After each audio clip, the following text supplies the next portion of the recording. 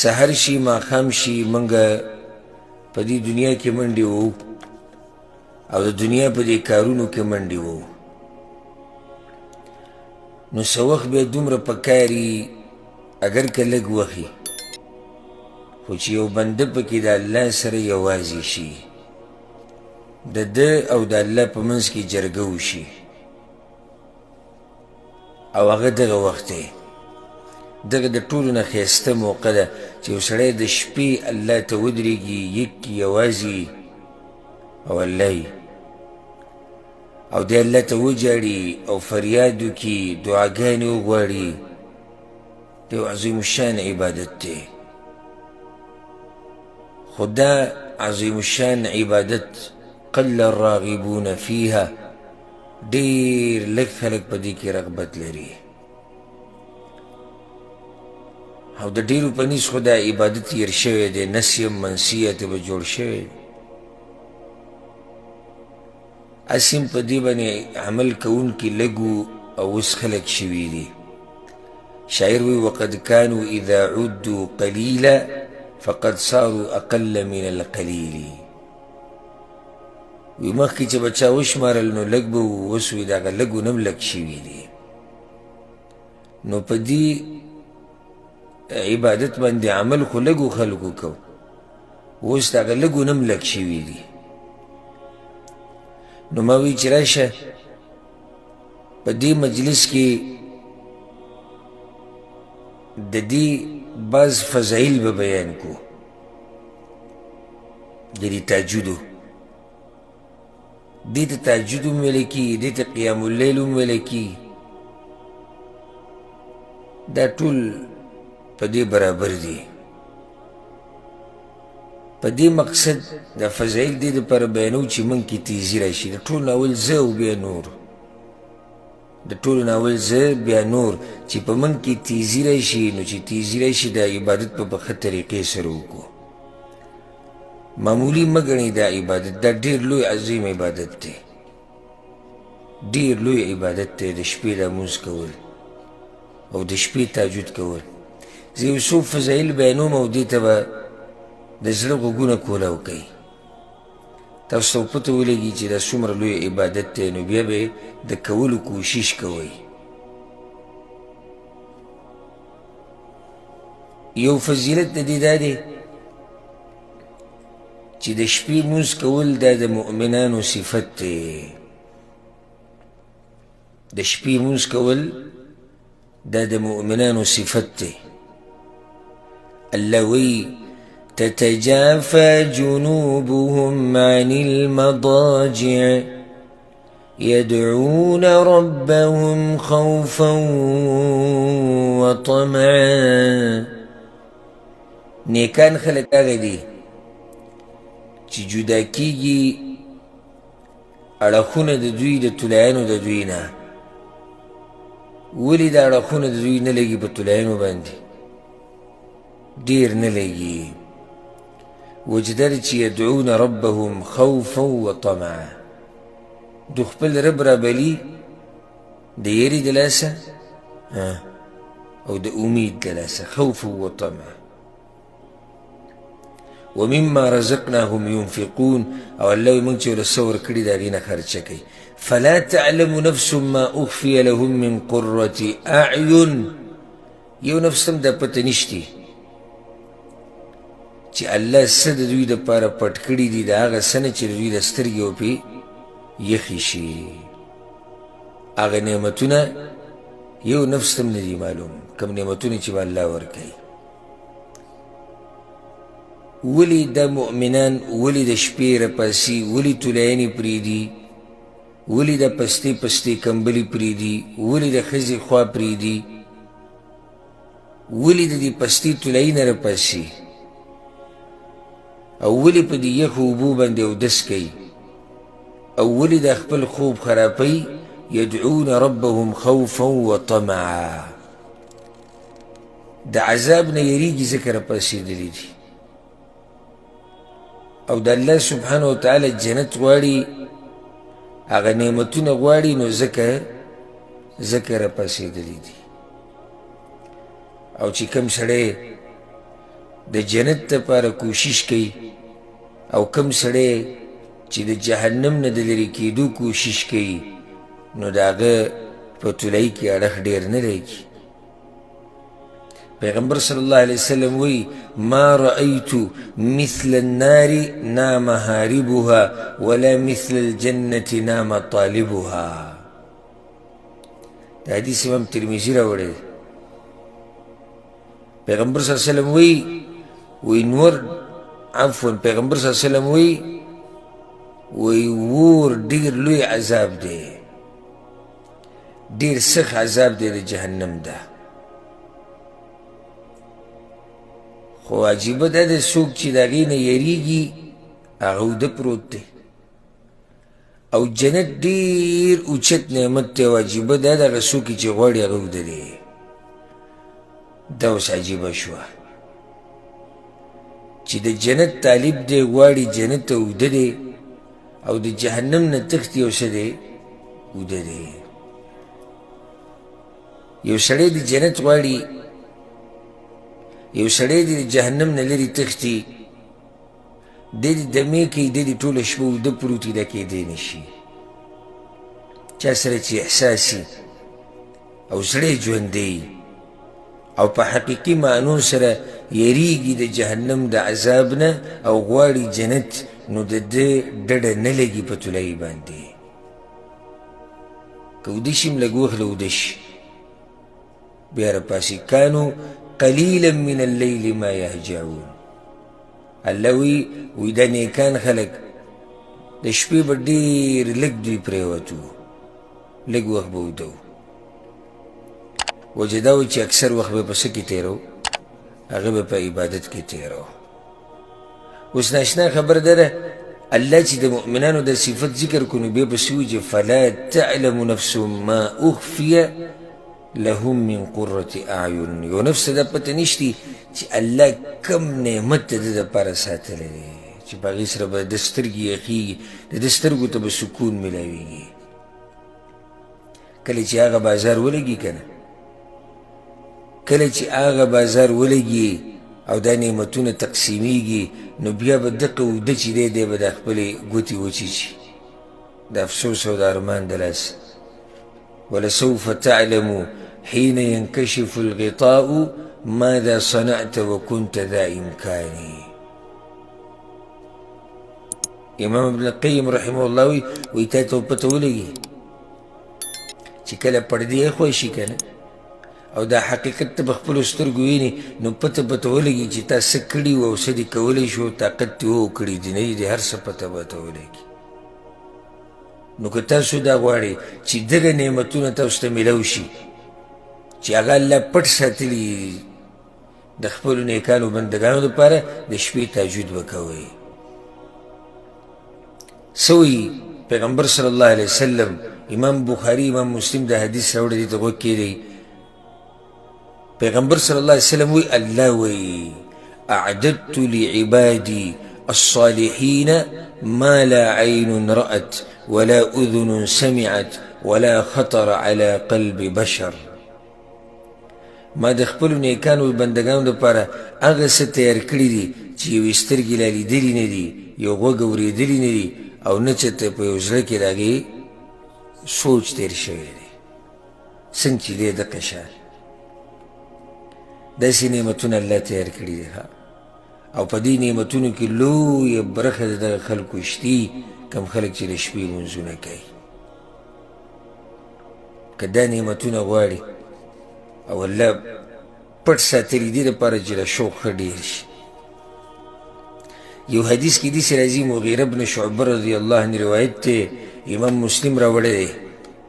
پیغمبر صلی الله علیه وسلم وی موسی علیه السلام الله ته ورځ وی ما ادنى اهل الجنة منزله. یالله په جنت کې چې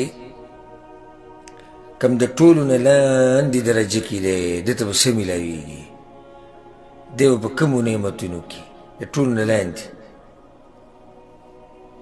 وی الله ورته وی چې هو رجل یجیء بعدما ادخل اهل الجنة الجنة.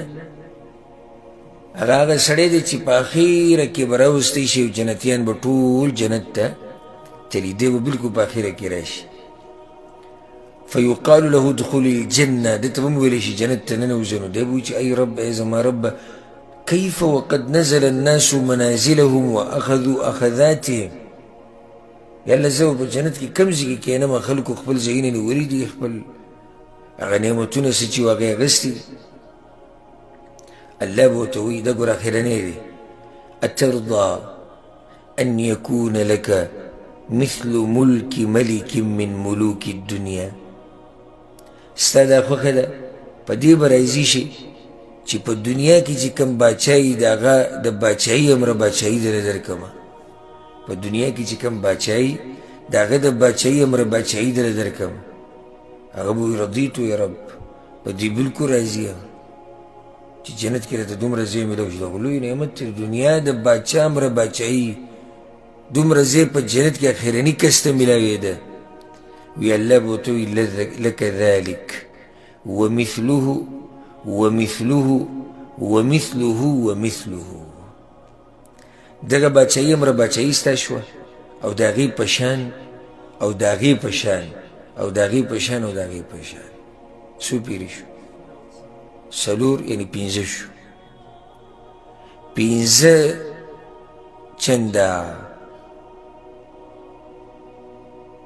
چې د دې دنیا د باچایي شي دومره به ده ته میلاو شي وی هغه به وایي چې یا رب راضي شومه زه په دې راضي یم الله به ورته وایي هذا لك وعشرة امثاله دنیا د باچا د باچایي امره باچایي د دنیا د باچا د باچایي امره باچایي او د هغې امره لس چنده نور او صرف دا نه ولك ما اشتهت نفسك ولذت عينك او څه چې دې زړه غواړي هغه ستا دپاره او د څه نه چې ستا سترګه خوند اخلي هغه هم ستا دپاره دا ګوره اخرنی کس دی په جنت کې اخرنی کس دی وی هغه ورته وایي چې یا الله هغه د ټولو نه اوچت دا خو هغه اخرنی دی چې د ده دومره اوچت شان دی چې هغه کم د ټولو نه بر دی په جنت کې چې د هغه به څه مقام وی الله به ورته وایي چې د هغه دپاره خو ما هغه څه تیار کړي دي چې فلم تر عین ولم تسمع اذن ولم یخطر علی قلب بشر د هغه خو بیا جدا نعمتونه دي هغه لا نه یوې سترګې لیدلي دي نه چېرته یې غوږ اورېدلي دي او نه چېرته د هغې سوچ د یو انسان په زړه کې تېر شوی دی الله ورته صرف دومره ووایي نو چې دومره ورته ووایي نو سوچ وکړه چې هغه به څنګه نعمتونه وي دغه نعمت الله دې ځای کې بیان کړی دی د دې خلکو دپاره چې څوک تهجد کوي یعنی تهجد ګزار خلک دوی لم الله په جنت کې اعلی مرتبې ورکوي دویم فضیلت د شپې لمونځ دا د عباد الرحمن په صفاتو کې یو صفت دی د رحمان خاص بندگان د رحمان خاص بندگانو یو صفت دا دی چې د شپې تهجد کوي الله سوی سورة الفرقان کې د خپلو خاصو بندگانو صفات بیانوي نو په منځ کې پکې دا وایي والذین یبیتون لربهم سجدا وقیاما د الله خاص بندگان هغه دي د رحمان خاص بندگان هغه دي چې شپه تیروي په سجده کې او په ولاړه یا خو تلاوتونه دعاګانې جړاګانې کوي او یا په سجدو باندې پراته وي د دې دلاسه خو دوی ته صفت ملو شوی دی چې دا عباد الرحمن دي و عباد الرحمن د رحمان ذات خاص بندگان دي خاص محبت دی د الله سره یو شاعر وی کنه لله قوم اخلصوا في حبه فرضي بهم واختصهم خداما قوم اذا جن الظلام عليهم باتوا هنالك سجدا وقياما دیسی قومونه دی وی چې د الله دپاره خالص محبت په سینو کې پروت دی دیسی قومونه دی چې د الله دپاره خالص محبت په سینو کې پروت دی او چې کله شپه راخوره شي او چې کله تیاره عامه شي او د هر څه په دې تیاره کې پټ شي باتو هنالک سجدا وقیاما نو دوی بیا دغه وخت کې په سجدو کې پراته او یا په ولاړه تلاوتونه کوي دعاګانې غواړي جړاګانې کوي. دریم فضیلت دا دی چې دا د محسنینو بندگانو صفت دی. د کومو؟ د محسنینو. سورة الذاریات کې دي که نه انهم كانوا قبل ذلك محسنین. الله د جنت نعمتونه ذکر کی بیا وی د جنت کې چې کوم خلق دي دا محسنین دي. محسنین چاته وي؟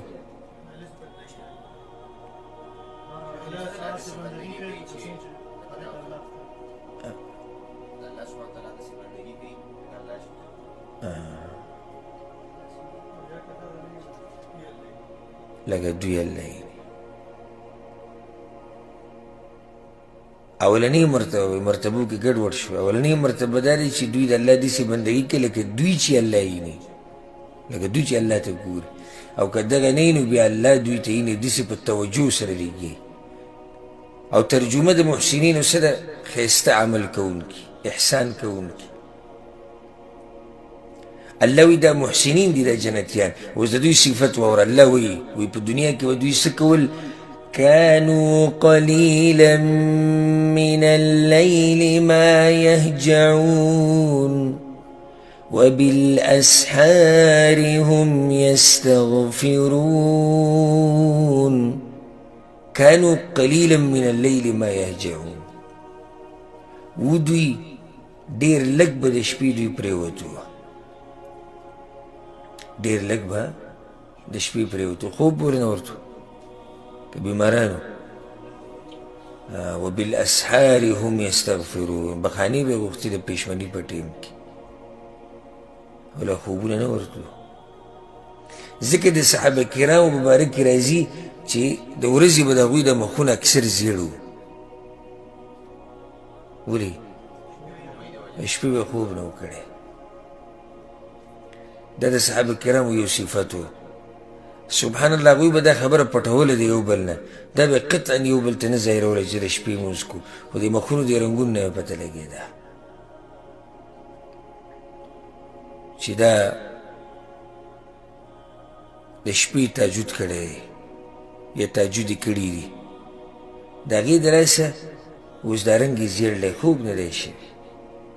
دا د صحابه کرامو یو نښه جوړه شوې وه. الله چې قرآن کې دا وایي سیماهم فی وجوههم من اثر السجود. د هغوی په مخونو کې نښې وي د سجدو د لاسه. بعضو علماو مفسرینو نښه دا ذکر کړې ده وایي د مخکې به زیړوالی و. زیړوالی څنګه راځي مخکې؟ چې کله شوګیره شپه شوګیر کي ټوله شپه ویښ ناسي او معمولي پکې ډډه ولګوي. کانو قلیلا من اللیل ما یهجعون. لږ ساعت پکې ویده شي او د تهجدو کې د هغې د لاسې بیا مخ رنګ چې د هغې زیړي. څلورم فضیلت دا واله د شپې تهجد کول دا د پرهیزګارو خلکو صفت دی. ګوره په دې کې دننه په خپله یو فضیلت پروت دی. هغه داسې لکه اولنی فضیلت موږ څه ذکر کو؟ د مؤمنانو صفت دی. دویم د خاص رحمان بندگان د رحمان خاص بندگانو صفت دی. دریم محسنینو. اوس موږ وایو د متقینو. معنی دا شوه دې کې په خپله دا معنی پرته ده چې څوک چې د شپې لمونځ کوي دی مؤمن دی دی محسن دی دی متقي پرهیزګار دی او دی د رحمان په خاص بندگانو کې دی. چې یو سړي کې دا ټولې خبرې راجمع شي دا څومره اوچت انسان دی. د متقیانو خلکو هم دغه صفت دی. الله په سورة العمران کې وایي للذین اتقوا عند ربهم جنات. کومو خلکو چې تقوا په ځان کې راوستې ده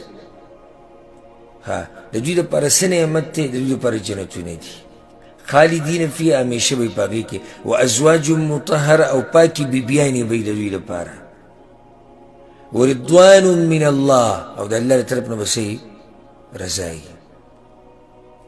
الله به راضي د دې بندګانو نه. بیا د دوی صفات بیان شوي چې دا څوک دي، دوی کې دا صفت دی، دوی کې داسې پرهیزګارو خلکو کې الله سوي الصابرين والصادقين والقانتين والمنفقين والمستغفرين بالأسحار. ډېر صفات دي، زه هغه نه ذکر کوم، خو صرف دا زما مقصد و. والمستغفرین بالاسحار، او سحر وخت کې د الله نه بخانه غواړي، د پېشمني په دې وخت کې، د پېشمني په دې وخت کې الله نه بخانه غواړي. چې پېشمني کې بخانه غواړي نو دی څه کوي؟ تهجد به راپاڅېدلی که نو د پرهېزګارو خلکو دې صفت ته وګوره. هسې الله چې کومه بدله د دوی بیان کړه دا ګوره معمولي مه ګڼئ. دې پرهېزګارو خلکو ته، دې تهجد ګزارو ته څه میلاویږي؟ ورضوان من الله، د الله د طرف نه همیشه دپاره رضا کېدل. د معمولي خبره ده چې الله د یو بنده نه راضي شي. سم خیال دی. ورضوان من الله اکبر. بل ځکه الله دا خبره سورة توبه کې وایي د الله د طرف نه رضا دا خو د ټولو نه غټه خبره ده. د ټولو خبرو نه غټه خبره څه ده؟ د الله رضا کېده. په ټولو نعمتونو کې غټ نعمت څه دی؟ د الله رضا کېده. غټ نعمت چې الله به ورکوي جنتیانو ته، د ټولو نه غټ نعمت هغه دقه دی چې الله به د هغوی نه راضي کېږي. نو چې الله در نه راضي شو نو ته نور څه غواړې؟ چې الله در نه راضي شو نو نور ته څه غواړې؟ بل یو فایده د دې پرهېزګارو تهجد ګزارو دپاره چې کوم نعمتونه دي، یو پکې ذکر شوی ده وازواج مطهره، او پاکې بیبیانې. ولې د دې بیبیانو تذکیره وشوه؟ وجه دا ده چې دې تهجد ګزارو د خپلو بیبیانو نه پوره خوند نه دی اخیستی. ولې ترې نه دی اخیستی؟ تهجد کې مصروف وکړه. سلف صالحینو به د شپې تهجد ته نه راپاڅېده، دا به د منافقت نښه هم شمارله. وی منافق د ورځې په بازارونو کې چغې وي او د شپې لرګی یي. لرګي څه معنی؟ نه راپاسي، نه راکړي. زه یم چې اوس وی هغوی نو چې په موږ به یې څه فتوې لګولې. او د ورځې وي منافق سړی د ورځې وي په بازارونو کې چغې ویلې وي. د ورځې راشي زموږ چغې وینا نه، زموږ کارونه وینا، زموږ منډې وینا، زموږ مزدوریانې وینا، زموږ راشه درشه د ورځې وینا، او د شپې زموږ خوبونه وینا. او که خوب نه دی نو بیا راشه وینا چې په څه طریقې سره خلک د شپې شوګیرۍ دي په فیسبوکونو کې، په واټساپونو کې، او په پالتو ګپ شپونو کې شپې لګیارې تېرېږي. انس ابن مالک رضی الله عنه وایي ګوره دا کومې بیبیانې چې به الله دې تهجد ګزارو له ورکوي دا معمولي بیبیانې نه دي. دا خو هغه هورې دي. ما سره وخت نشتی چې موږ هغه مکمل تفصیل لاړ شو. دې دپاره زما د بیانونو یو سلسله ده د جنت صفات یا د جنت طرف ته سفر، او په هغې کې ما د هغه ټولو اشعارو وضاحت کړی دی چې کوم امام ابن القیم رحمه الله راوړي دي په خپله نونیه کې د جنت په باره کې، او تفصیلي وصف د حورو هلته بیان شوی دی. هغې ته رجوع وکړه. هسې یو حدیث دی د انس بن مالک دا واوري. پیغمبر صلی الله علیه وسلم وی ولو ان امرأة من اهل الجنة اطلعت الى اهل الارض لأضاءت ما بينهما ولملأته ريحا. کچرته جنت کې چې کومې زنانې دي په دوی کې یوه زنانه راښکاره شو دنیا ته، نو د ځمکې عثمان په منځ کې چې کومه فاصله ده په ټوله رڼا شي. یوه ښځه او د ټوله دنیا به د خوشبو نه ډکه شي. او صرف دا نه ولنصیفها علی رأسها، خیر من الدنیا وما فیها. د دې هورې د دې زنانه په سر چې کومه لوپټه پرته ده، دا لوپټه دنیا او دنیا کې چې څه دي د هغې نه غوره ده. صرف د هورې هغه لوپټه د تا ته میلاوېدی شي په تهجدو کولو سره. نو ولې دا سستي آخر؟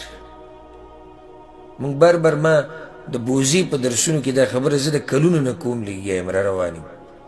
د نصیحت زمونږ روا دوا دی او هغه دا چې 2 رکعاته تهجد کوه خو کوه یې که نه، 2 کوه، 2 4 کوه، 5 6 کوه، 8 کوه،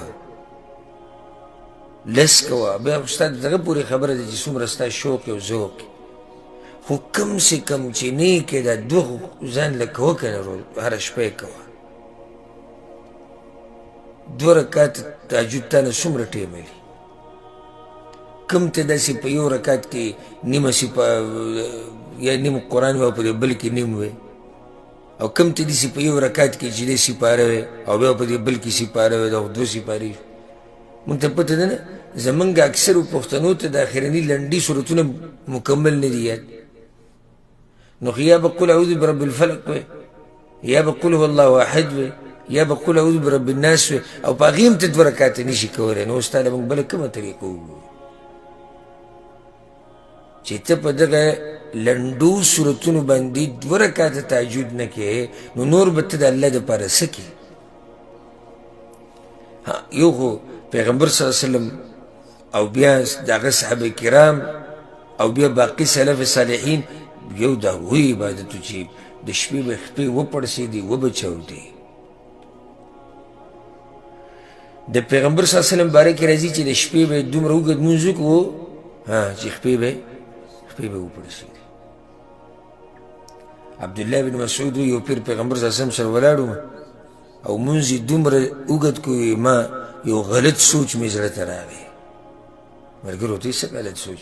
وی ما چې پرېږدم او ځم تی.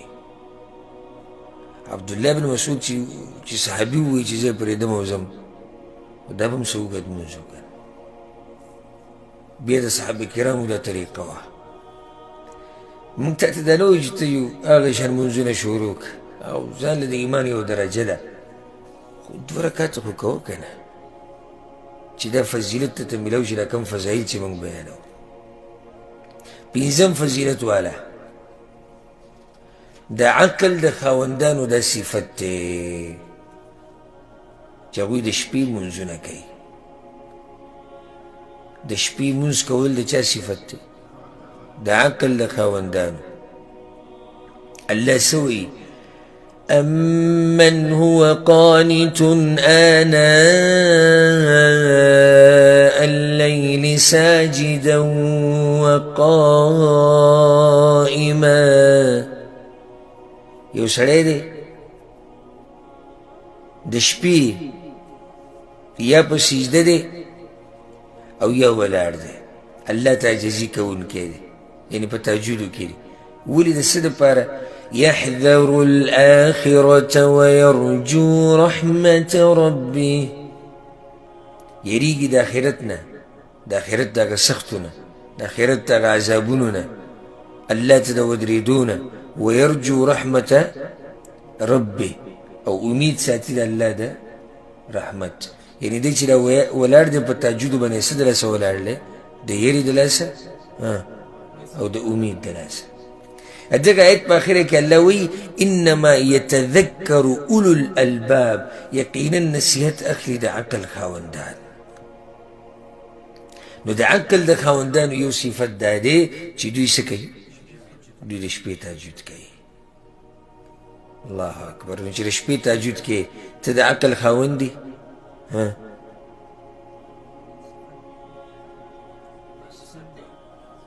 عباد الرحمن کې محسنی، مؤمنی، متقی، صرف دا ذکر شو.